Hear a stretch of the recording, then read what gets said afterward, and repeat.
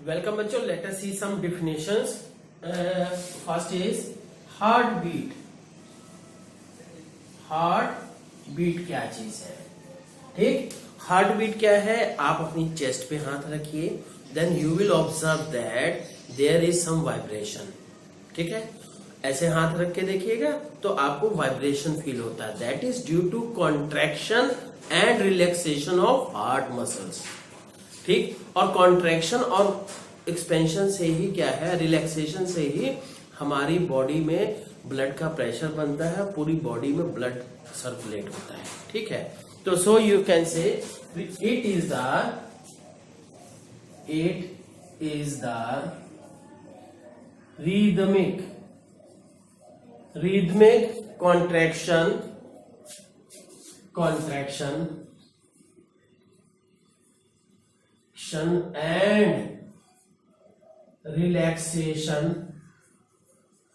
and relaxation of heart muscles. That is called heartbeat. ठीक है, तो ये हो गया जी. अब नेक्स्ट क्या है कि पल्स किसे कहते हैं? पल्स. तो बच्चों सबसे पहले आपको पता होना चाहिए कि ये जैसे हमारे यहाँ पे नस वगैरह दिखाई देती है, या क्या है हमारे, हम कहें कि थोड़ा सा और जहां से ब्लड लिया जाता है, ये सब नस जो नर्व्स है, तो उनका नाम क्या है?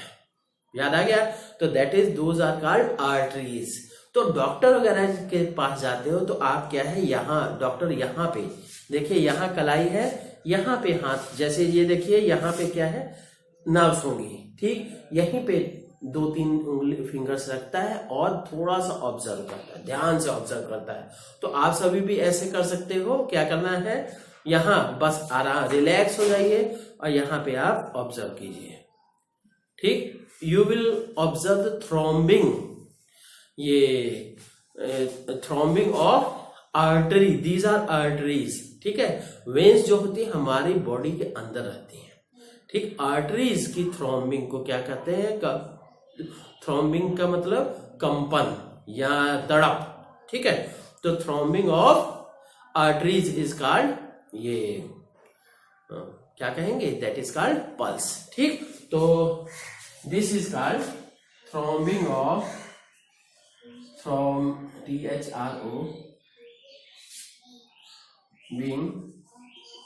थ्रोबिंग, हाँ,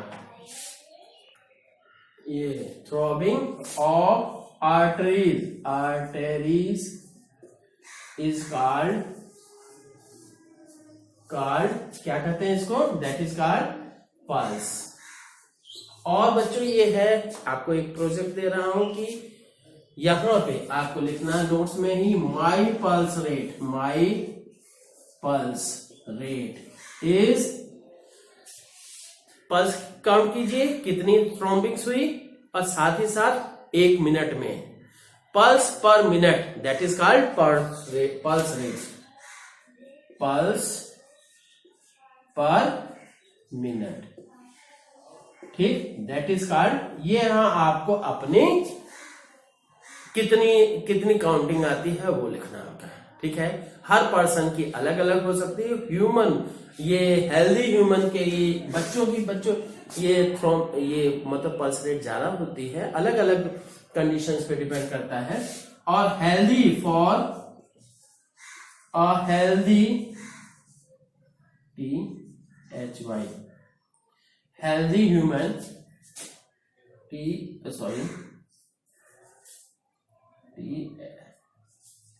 healthy human pulse rate is 72 के बराबर लगभग रहती है.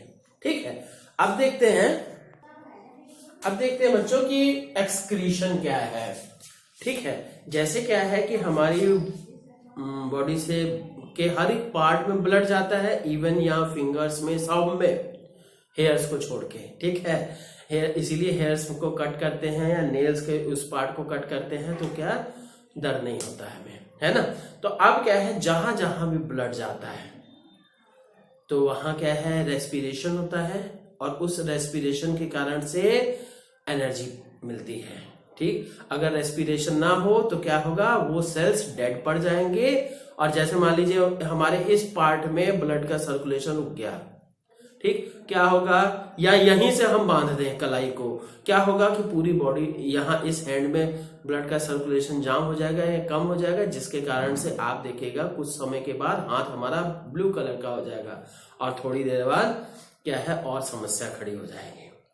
ठीक है, इसीलिए तो अब क्या है, एक्सक्रीशन, वो सब क्यों है, एक्सक्रीशन के कारण से। एक्सक्रीशन क्या है कि इट इज द, ये ड्यूरिंग द लाइफ ये सस्टेनिंग एक्टिविटीज, जैसे हमारे एग्जिस्टेंस के लिए जो एक्टिविटीज होती हैं तो उनके दौरान बहुत सारे वेस्ट, केमिकल वेस्ट प्रोड्यूस होते हैं। ठीक है, तो उन्हीं वेस्ट के रिमूवल के प्रोसेस को क्या कहते हैं, एक्सक्रीशन कहते हैं। ठीक है, तो ये during life sustaining activities, during life sustaining activities there is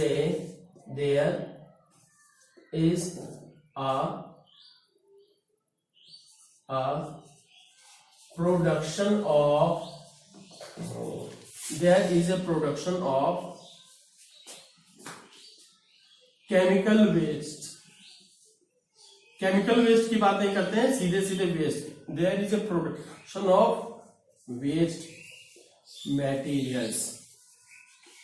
yes, कौन कौन से वेस्ट मटेरियल्स, जैसे हम कहें CO2। CO2 का मतलब कार्बन डाइऑक्साइड, बड़ी क्लासेस के लिए आप ध्यान याद रखिए। ठीक, और क्या है, यूरिया, और फिर ठीक है यूरिया बनता है, और साल्ट्स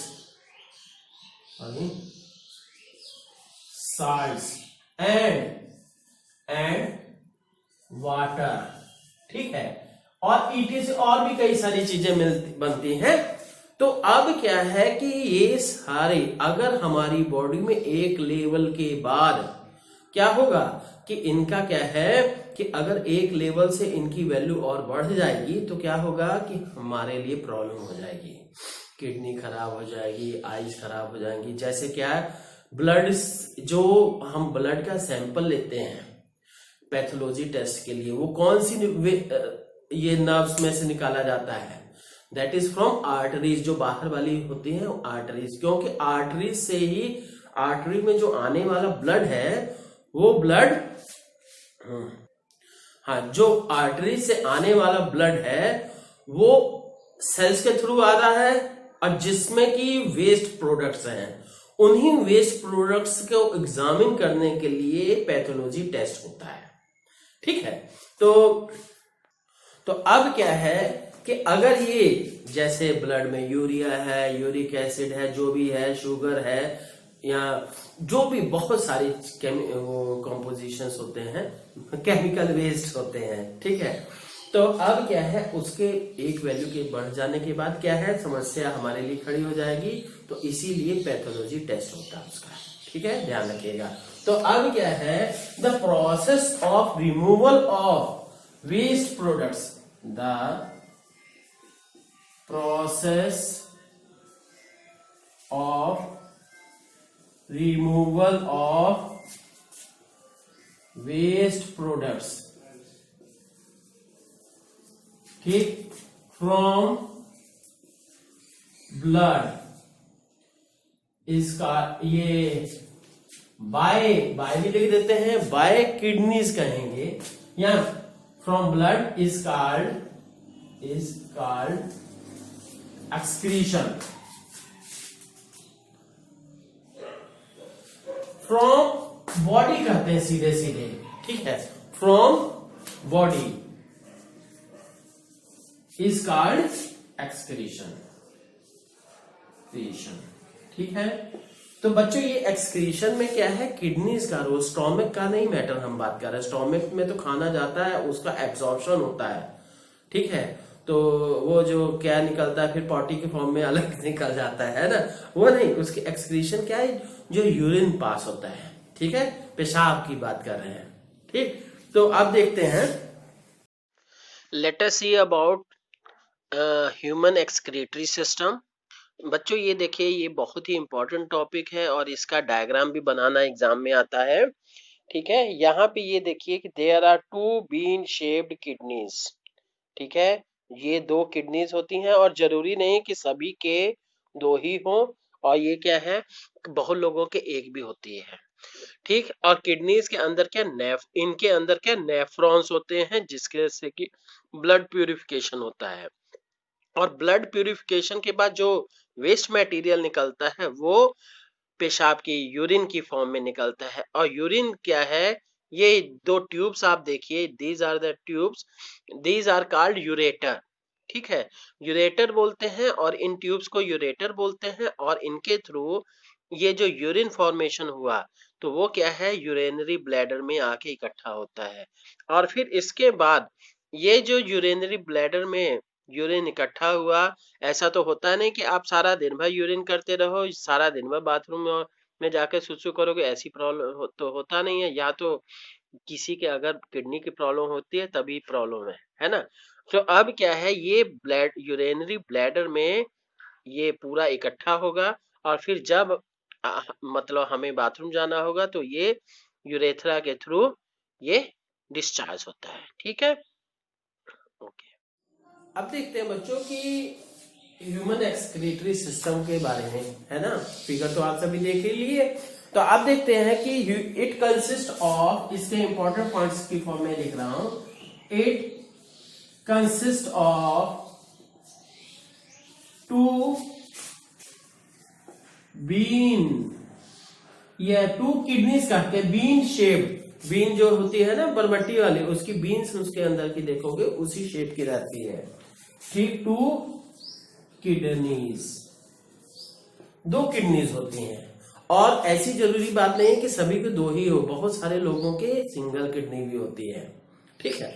तो अब देखते हैं कि टू किडनीज, तो अब क्या है, नेफ्रॉन्स आर, इसका किडनीज के अंदर जो सेल्स होते हैं, ठीक, those are called nephrons, nephrons, NEPHRONS, nephrons are, ये nephrons are the filtering units, filtering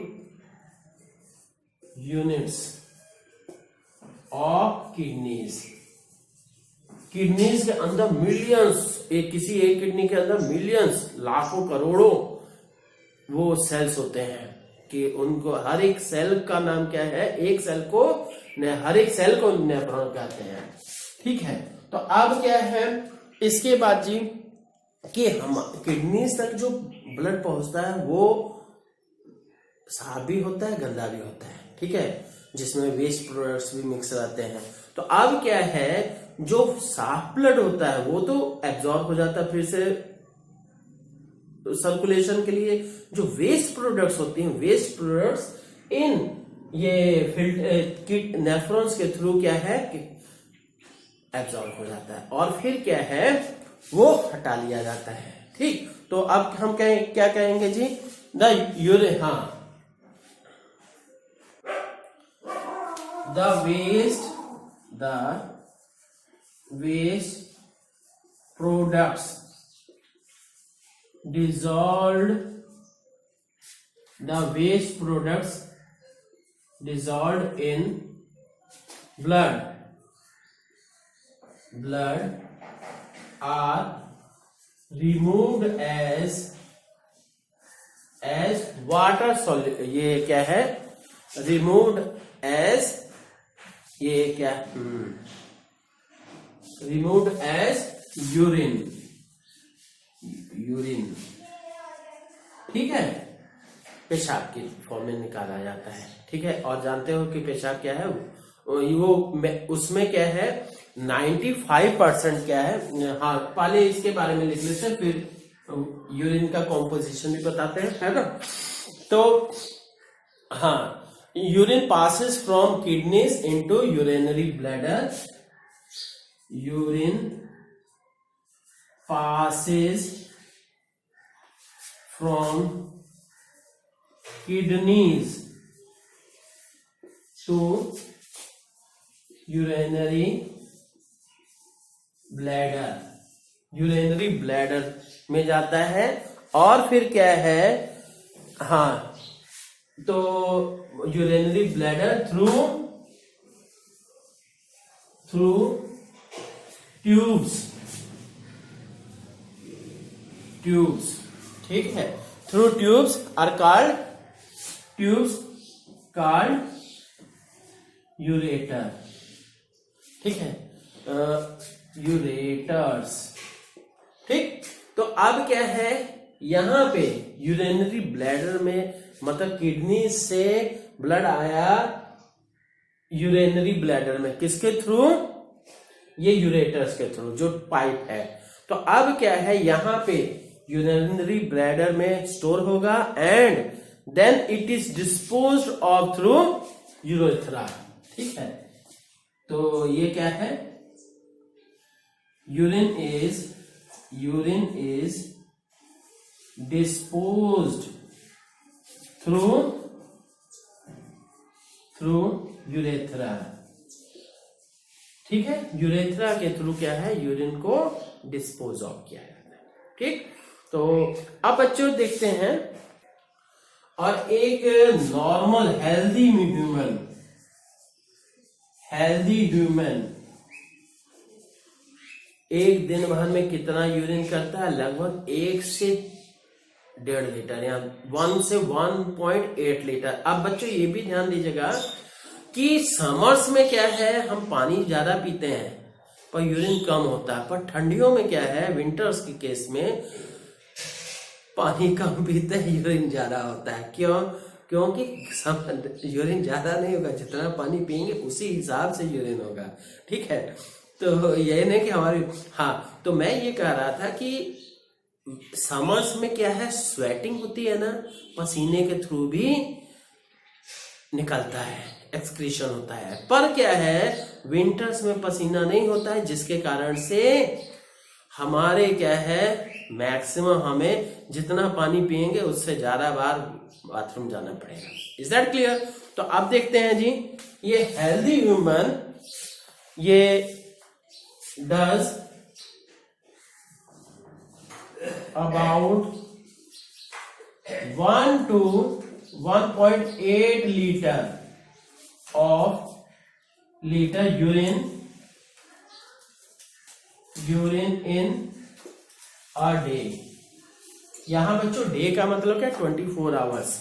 और ये भी है कि हमारा क्या है कि कुछ पानी तो पॉटी में भी जाएगा ना, हाँ, और बाकी कुछ एब्जॉर्ब भी होता है, ठीक है, ये ध्यान रखिएगा। तो ये क्या है, 1 से 1.8 कहिए, ये तो बुक्स के अनुसार है, वैसे हम बता रहे हैं ज्यादा भी हो सकता है, कम भी हो। पर एक चीज ये जान लीजिए कि अगर हम ज्यादा पानी पिएंगे, ज्यादा यूरिनेशन होगा, उससे प्रॉब्लम क्या आएगी, हमारे बॉडी में दूसरी प्रॉब्लम्स क्रिएट होंगी, जैसे कि इलेक्ट्रोलाइट की कमी हो जाएगी, वीकनेस आएगी, चक्कर भी आ सकता है ज्यादा पानी पीने से, ठीक है। तो इसीलिए एक्सेस हर एक चीज का खतरनाक है, ठीक है। तो ये ध्यान रखिए, जितना मतलब पानी पीना चाहिए मतलब उतना ही, ठीक है। थोड़ा बहुत कम अधिक हो सकता है, पर बहुत यहाँ तो ये भी हम कहेंगे कि ऐसा भी ना हो कि बिल्कुल ही कम पानी, दिन भर में 1-2 गिलास पानी पी रहे हो, तब भी बहुत प्रॉब्लम होगी, ठीक है। ये ध्यान रखिए, कम से कम 8-10 गिलास पानी डेली पीना चाहिए, कम से कम, ठीक है। तो अब देखते हैं जी, अब देखते हैं यूरिन का composition. Urine consist of 95% water, ठीक, 95% वाटर होता है, 2.5% यूरिया, एंड ये 97.5% हो गया, एंड 2.5% अदर वेस्ट होता है, ठीक है। तो ये पूरा हमारा कॉम्पोजिशन, ठीक है। Okay, thank you.